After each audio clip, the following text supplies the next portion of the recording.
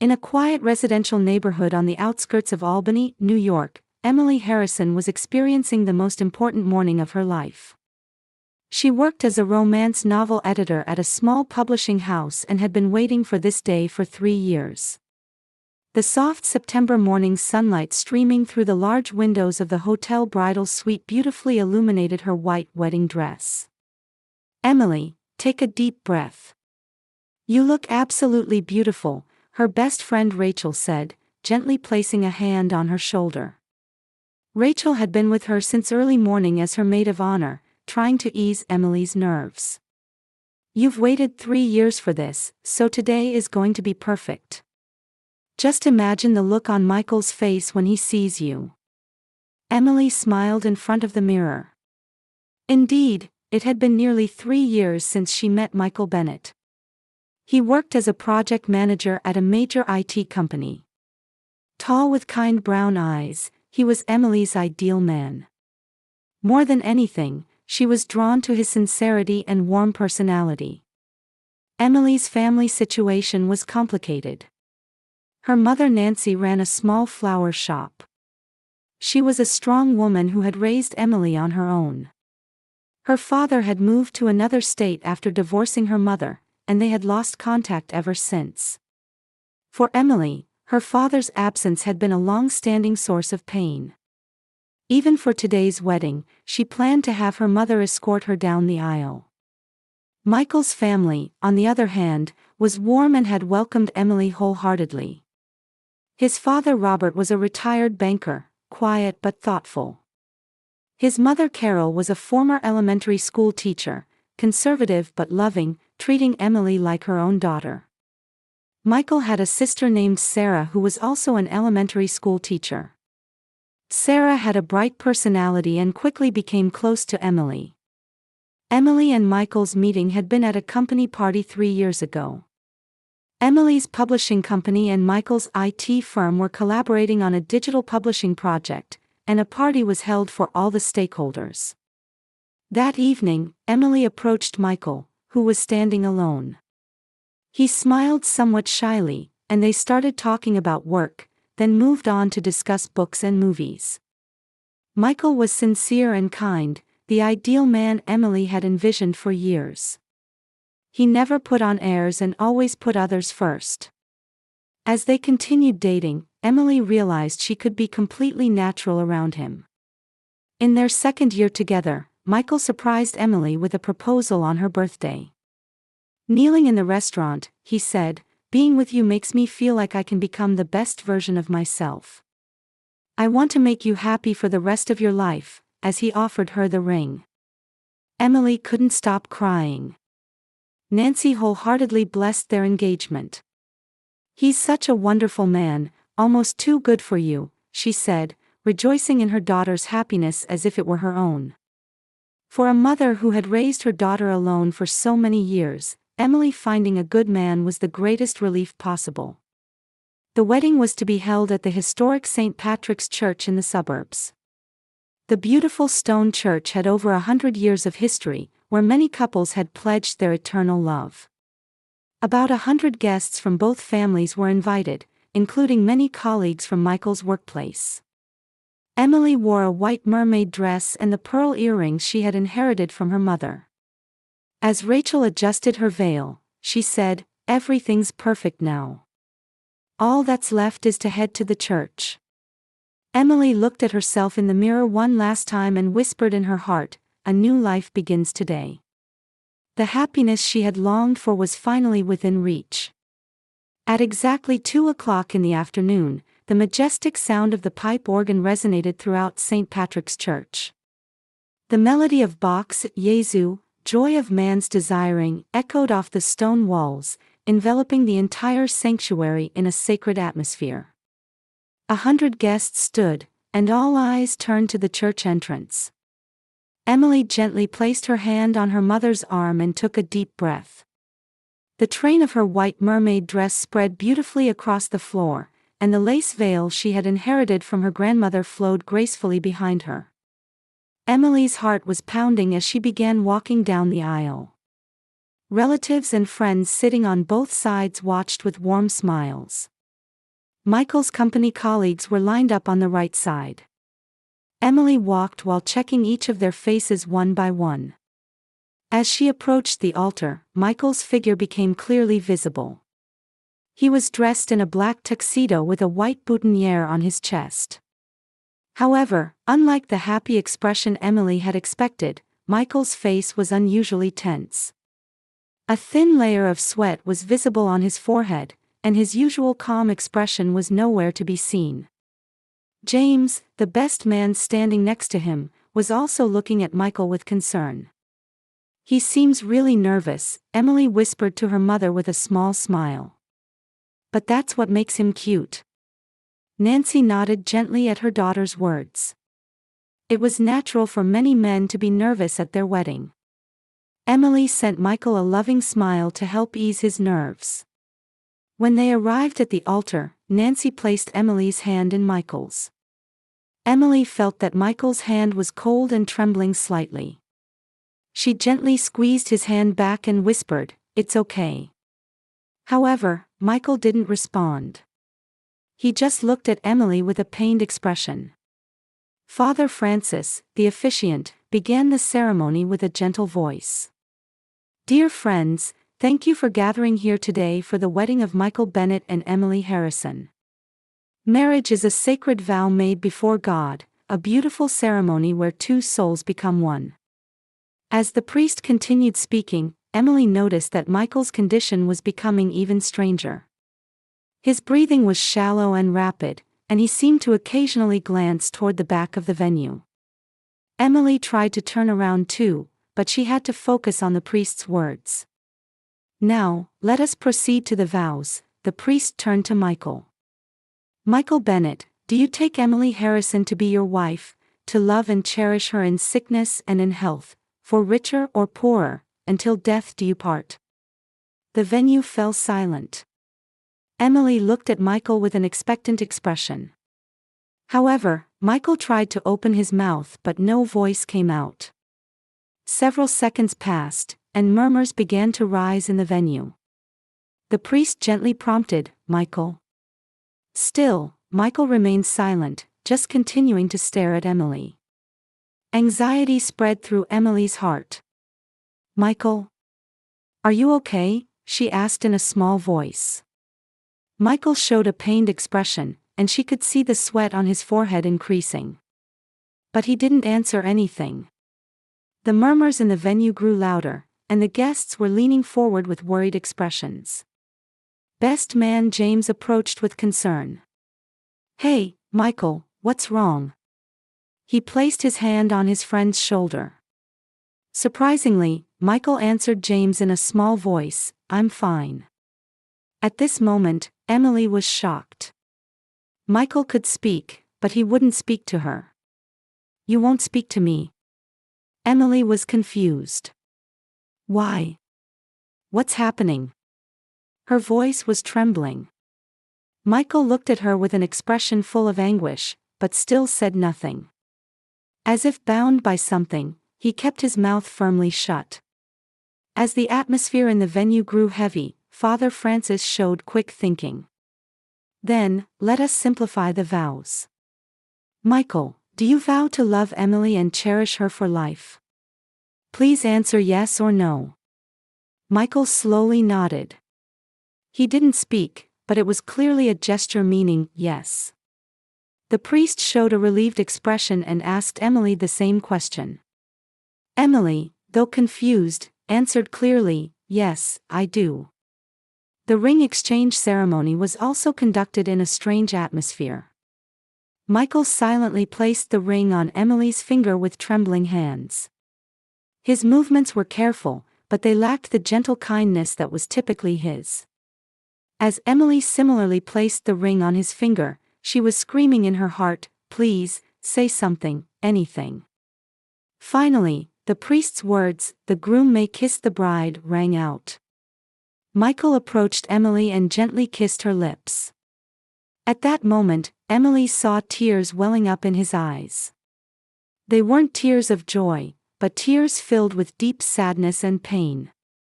Applause arose from the venue, but it was clearly different from the usual congratulatory applause at weddings. The guests had confused and worried expressions, and several were whispering to each other in small voices, "Is everything okay? What happened?" Emily looked at her newly placed wedding ring while feeling anxiety and questions swirling in her chest. This wasn't the wedding she had dreamed of. She couldn't understand at all why the man she loved wouldn't speak to her. Michael could speak normally with other people, so why did he maintain silence only with her? Emily felt complex emotions taking over as she placed her hand on the groom's arm. What should have been a moment of happiness was shrouded in great mystery and anxiety. The reception venue was in the ballroom on the top floor of the five-star hotel, Grand Albany, downtown. Chandeliers sparkled elegantly, and 12 tables beautifully decorated with white and pink roses were arranged. Large windows offered a panoramic view of the city, and the twilight sky bathed the venue in golden light. However, for Emily, this beautiful space had become a place filled with mystery and anxiety. A woman had been busy with preparations in this venue since morning. Anna Coleman was hired as a temporary waitress at the hotel, but she actually had a special purpose for being there. Until a year ago, she had worked as a systems engineer at the same IT company as Michael. The reason this talented engineer had to leave the company was due to persistent harassment from a certain woman. That woman's name was Jessica Morris. This morning, when Anna was doing final preparation checks in the break room, she happened to witness a terrifying scene. The door to the groom's preparation room was slightly open, and she stopped when she heard the conversation coming from inside. She could hear Michael's voice, and then a familiar cold female voice echoed. "Listen carefully, Michael.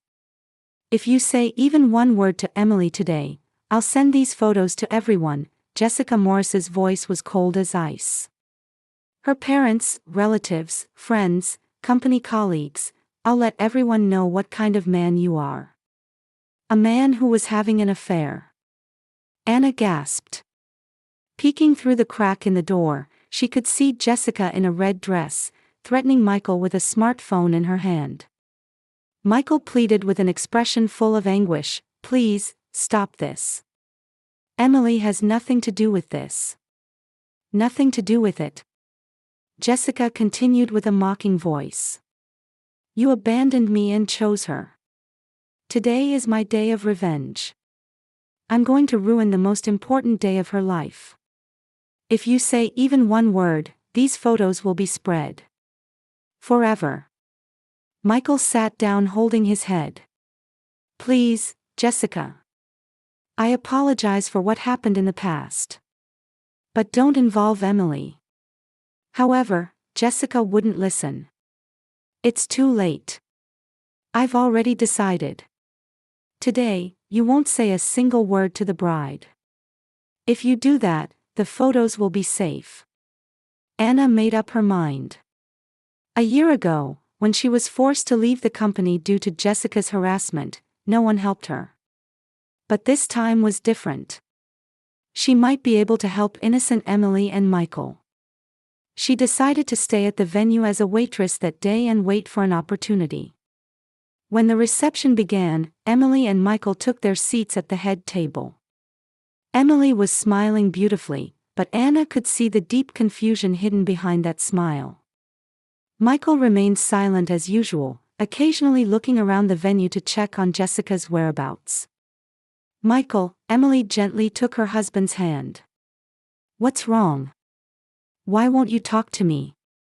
Her voice was small, considerate not to let others hear, but it was loud enough for Anna to hear. Michael gripped Emily's hand back with a pained expression, but remained silent. Emily's confusion deepened. When she saw Michael talking normally with colleagues at the next table, she was shocked. "He won't talk only to me. Are you hiding something?" she whispered in a small voice, desperately holding back tears. Michael's parents, Robert and Carol, were also watching their son's abnormal behavior with concern. Carol approached Emily and comforted her. "Are you okay?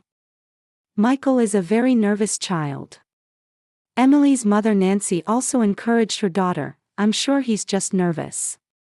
Men sometimes can't find words at times like this." However, Emily knew better. This wasn't just nervousness. Michael was intentionally refusing to speak only to her. She couldn't understand the reason at all, and her anxiety grew larger with time. After mealtime passed, it was time for speeches. Best man James stood up and began, "I've been friends with Michael since college." Emily carefully observed how Michael would react to his friend's speech. Michael occasionally smiled and nodded slightly at James. However, when Emily tried to talk to him, he became stone-like again. At that moment, Michael stood up. "I'm going to the restroom," he said, audibly to others, but said nothing to Emily. Emily was deeply hurt. Her husband could communicate normally with other people, but only she was excluded. The moment Michael left the venue, a waitress quietly approached Emily's table. Her name tag read Anna. She checked her surroundings and then offered Emily a small folded note. "Ma'am," Anna whispered quietly. "Please read this." Emily was surprised and asked, "What is this?" Anna answered with a nervous expression, "Please read it right now. But don't show it to anyone else. It's very important." Emily received the note with trembling hands. The surrounding guests were chatting happily, and no one noticed their exchange. Anna added in a small voice, "Please be brave," before moving to other tables. Emily felt her heart beating like a drum as she carefully opened the note. There, in neat handwriting, was incredible content. "He is being blackmailed. Jessica Morris from his workplace is in the venue. She threatened, if you say even one word to Emily, I'll show evidence photos of the affair to everyone. He is staying silent to protect you. Jessica is wearing a red dress and sitting at Michael's company table. I worked at the same company until a year ago. I witnessed the blackmail scene this morning." Emily gasped and turned pale. The words on the note became blurry, and her hands began shaking violently. The word "affair" echoed repeatedly in her head. Michael had been having an affair. And it was being used as blackmail material. She looked around the venue. When she searched for Michael's workplace table, there was indeed a beautiful woman in a red dress. She was staring at Emily with sharp eyes. That woman, Jessica Morris, smiled wickedly when she made eye contact with Emily. The note almost slipped from Emily's hands. She quickly gripped it tightly and tried to take a deep breath. However, her agitation wouldn't subside. Her beloved husband was being blackmailed. He couldn't say a word at their wedding to protect her. And the cause was his past affair. In contrast to the venue's glamorous atmosphere, Emily's heart was wrapped in storm-like confusion. What should have been the pinnacle of happiness suddenly turned into the terrifying reality of betrayal and blackmail. Rachel asked with concern, "Emily, you look pale. Are you okay?" But Emily couldn't answer. She could only feel Jessica's cold gaze while waiting for Michael's return. Emily gripped the note tightly and repeated deep breaths. Her heartbeat echoed in her ears, and the venue's lively laughter and music sounded distant. She quietly stood up and passed Michael in the hallway as he returned from the restroom. Michael looked at her with concern, but still said nothing. Seeing that expression full of anguish, Emily became convinced that the note's contents were true. "Who is Jessica Morris?" Emily asked in her heart as she returned to the venue. Her best friend Rachel approached with concern. "Emily, are you okay? You look very pale." "I'm going to get some fresh air outside," Emily answered with a trembling voice. "I'm feeling a bit sick." Rachel tried to stand up, but Emily stopped her with her hand. "I'm fine. I'll be right back." Emily hid the note in her bag while steeling her resolve. She had to know the truth. She began walking toward Jessica's table. The woman in the red dress was indeed beautiful, exuding an air of confidence. When Emily approached, Jessica displayed a calculated smile. "Jessica?" Michael's colleague, Emily, called out, trying to appear as calm as possible. Jessica turned around gracefully and smiled wickedly. "Yes, that's right. Emily. What a lovely wedding. Congratulations, really." Her voice carried a faint trace of mockery. Emily got straight to the point. "Are you the one blackmailing Michael?" She kept her voice low so the surrounding guests wouldn't hear. Jessica's expression changed momentarily, but she quickly returned to her original smile. "What are you talking about? I don't understand. You have affair photos, don't you?" Emily took a step forward. "You're using them to threaten him and force him not to talk to me." Jessica looked around, confirmed that other guests weren't paying attention, then answered in a small voice, "You want to talk about such things here?" Emily didn't back down. "Anywhere is fine. Tell me the truth." Jessica stood up and elegantly brushed her hair back. "Let's go to the terrace. This seems like a private conversation." The two headed to the hotel terrace. The twilight sky was dyed purple, and the city lights were gradually beginning to shine. However, even this beautiful scenery looked faded to Emily. Once on the terrace, Jessica revealed her true nature. Her elegant smile disappeared, replaced by a cruel expression. "Yes, we had a relationship until a year ago," she said in a challenging tone. "But he chose you. He abandoned me and chose you." Emily secretly activated her smartphone's recording app. She had to preserve this conversation as evidence. "So you decided to ruin the wedding?" Jessica sneered. "It's his punishment for betraying me. I loved him, but you appeared and took everything away. So I'm going to make the most important day of your life unforgettable." "You threatened to spread the photos?" Emily asked, suppressing her anger. Jessica showed a triumphant expression. "Yes, very effective.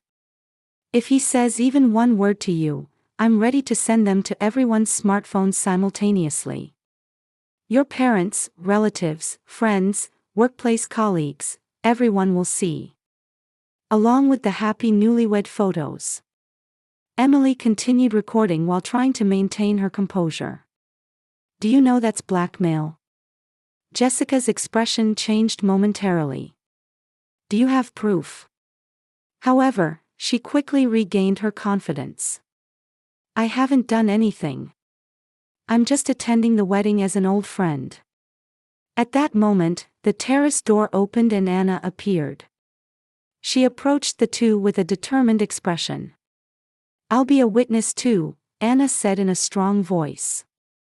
"I witnessed her blackmailing Michael this morning." Jessica's face turned pale. "Who are you?" "Anna Coleman. I worked at the same company as you until a year ago," Anna answered with a resolute attitude. "I was forced to resign due to your harassment, but I can't stay silent today." Emily stopped recording and put her smartphone in her bag. "That's enough," she said calmly. "I recorded everything. Let's call the police." Jessica panicked. "Wait, this is a misunderstanding. I haven't done anything." But it was too late. Anna had already contacted hotel security. "This morning, I heard Jessica threaten Michael in the preparation room, saying, 'If you say even one word to Emily, I'll send the photos to everyone,'" Anna explained in detail. She was using their past relationship to try to ruin the wedding. A few minutes later, hotel security arrived, and police were also called. Jessica resisted, but with Emily's recording and Anna's testimony, the evidence of blackmail was clear. "I was just in love," Jessica shouted just before being taken away. "He betrayed me." However, no one listened to her excuses. Love never justifies blackmail or harassment. After Jessica was removed from the venue, Emily hurried to Michael. He was sitting alone at the head table, worriedly waiting for her. When Emily approached, Michael stood up. "It's okay now," Emily said gently. "You can talk." Tears overflowed from Michael's eyes. "Emily. I'm sorry. I'm really sorry."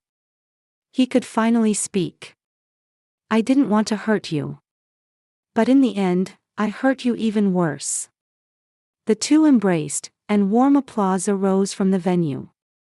The guests didn't know the details of what had happened, but they understood that the two had finally reconciled and blessed them from their hearts. Rachel applauded with tears flowing, and Michael's parents showed relieved expressions. Nancy proudly watched the two who had overcome this difficulty, proud of her daughter's strength. Anna smiled quietly from a corner table. She was satisfied that she had been able to act to save innocent people, not for revenge for what she had suffered a year ago. The next day, Michael told her everything honestly. A year ago, when stress had reached its limit due to a major project failure, he had temporarily become involved with Jessica. However, he quickly realized his mistake and ended the relationship himself. On the morning of the wedding, Jessica came to the preparation room and threatened, "If you say even one word to Emily, I'll send photos to everyone's smartphones," Michael continued tearfully. "Because I love you, I didn't want to embarrass you. But by not being able to speak, I hurt you even worse." Emily was deeply hurt. However, she also understood Michael's anguish. "I need time to forgive. But I believe we can start over," she answered quietly. Both realized that there were problems that love alone couldn't solve. In the subsequent investigation, Jessica was arrested for blackmail and fired from her company. Police investigation revealed that she had blackmailed multiple other men using similar methods. She was severely punished as a malicious crime that exploited past romantic relationships. 3 months later, Emily and Michael decided to hold another small wedding ceremony. This time, only family and close friends were invited for a quiet ceremony at the same St. Patrick's Church. Michael tearfully spoke his vows. "Thank you for giving me a second chance. I'll cherish you for life. I'll never do anything to sadden you again." Anna was also invited as a special guest. Without her courageous action, their married life might have ended before it began. Emily expressed her heartfelt gratitude. "If you hadn't told us the truth, we would have remained misunderstood forever." Anna was living fulfilling days at her new company and blessed their happiness from her heart. A year later, Emily announced her pregnancy. Michael felt joy and at the same time the weight of responsibility as a father. "I want to teach this child the courage to face the truth," Emily said, rubbing her growing belly. "And that while no one is perfect, I want to convey the importance of learning from mistakes and growing." The two took each other's hands and began walking toward a new future. The wedding incident had been a trial for them, but at the same time, it became a valuable experience for building a true bond. Now knowing the pain of losing trust and the difficulty of regaining it, their love had become deeper and stronger. Michael never forgot his daily gratitude to Emily. He was saved by the tolerance and strength she had shown him. Emily also discovered her own strength by overcoming the difficulty. They truly understood from their hearts that a real family is one that overcomes mistakes and is bound by even stronger bonds.